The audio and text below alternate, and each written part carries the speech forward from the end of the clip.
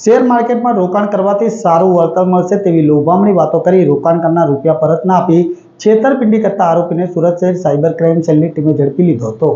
WhatsApp ગ્રુપના admin તથા account ધારકોએ પૂર્વ આયોજિત કાવતરું રચી ફરિયાદીને વોટ્સએપ પર શેર ટ્રેકિંગ કરવાથી સારું વળતર મળશે તેવા લોભામણા મેસેજો કર્યા હતા અને વોટ્સએપ પર શેરખાન મેક્સ નામની એપ્લિકેશનની લિંક મોકલી ડાઉનલોડ તથા રજિસ્ટ્રેશન કરાવી ટ્રેડિંગ એકાઉન્ટ જનરેટ કરાવી હતી અને એપ્લિકેશન મારફતે ફરિયાદીએ તેમના જણાવ્યા મુજબ અલગ અલગ શેરમાં તથા આઈપીઓમાં ઇન્વેસ્ટ કરવા જણાવતા હતા, જેથી અલગ અલગ બેંક એકાઉન્ટો કુલ રૂપિયા 36 લાખ ટ્રાન્સફર કરી ટ્રેકિંગ તથા આઈપીઓમાં ઇન્વેસ્ટ કરતા ફરિયાદીના ટ્રેડિંગ એકાઉન્ટમાં નફા સાથે રકમ બતાવી હતી અને તેમાંથી રૂપિયા 1,24,000 વિડ્રો કરાવી બાકીના રૂપિયા 35,31 લાખ વિડ્રો ન કરી છેતરપિંડી કરીને ગુનો આચર્યો હતો. આ ગુના અંગે પ્રદુમ રામકૃપાલ કેવલા પ્રસાદ પાંડેને ઝડપી લેવાયો હતો અને આગળની વધુ તપાસ સાયબર ક્રાઇમ બ્રાન્ચે શરૂ કરી હોવાનું જાણવા મળ્યું હતું. ક્રાઇમ પોલીસ સ્ટેશનની અંદર ચાલુ વર્ષે 54 નંબરની એફઆઈઆર નોંધવામાં આવી હતી, જેમાં સુરત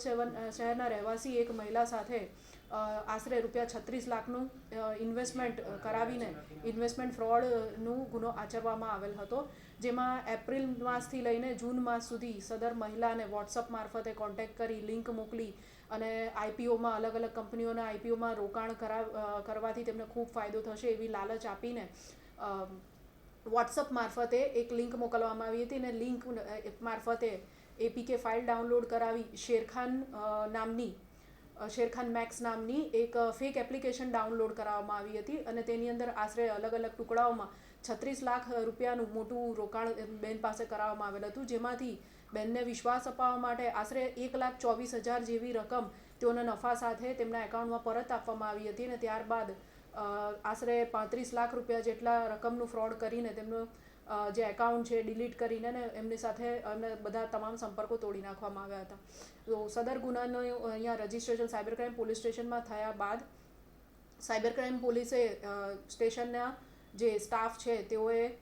ઇન્વેસ્ટિગેશન કરતા કુલ 2 આરોપીઓને ગઈકાલે અટક કરવામાં આવેલ છે, જેમાં મૂળ એકાઉન્ટ ધારક પ્રદુમ પાંડે છે, જેઓએ આશરે 30,000 રૂપિયા જેટલું કમિશન લઈને પોતાનું એકાઉન્ટ આવી ગેરકાયદેસર પ્રવૃત્તિ માટે ભાડે આપેલ હતું. સદર વ્યક્તિ હાલ સુરતમાં રહે છે અને મૂળ ઉત્તર પ્રદેશના